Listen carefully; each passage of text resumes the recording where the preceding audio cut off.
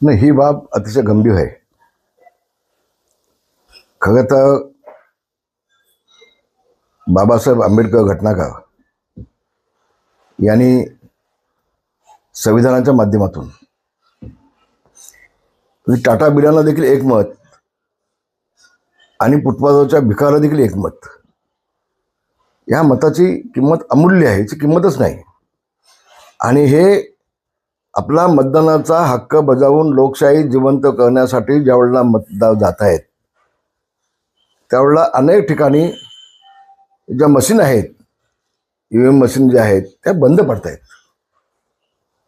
आज सकाळी माझे बंधू अण्णा ते उमेदवार आहेत, त्याला 30 मिनिटं थांबायला लागलं बाहेर. तर ही बाब अतिशय गंभीर आहे. याबाबत मी निवडणूक आयोगाकडे लेखित तक्रार करणार आहे. जरी सत्ता आमची असली, सरकार आमची असलं तर नियोजन आवश्यक आहे ना. काही ठिकाणी मला माहिती मिळते कळवंडे गावामध्ये अजून मतदानच झालं नाही चालू. सकाळपासून मतदान त्या मशीन बंद आहेत.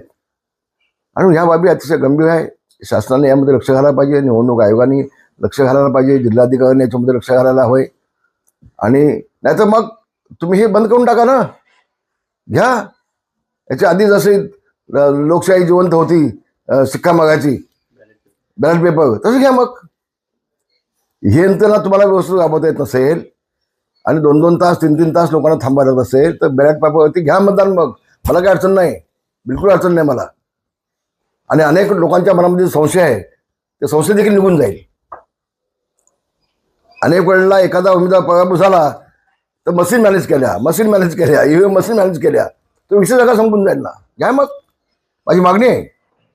नाहीतर मग किमान ह्या EVM मशीन बंद पडणार नाहीत, याची दक्षता घ्या.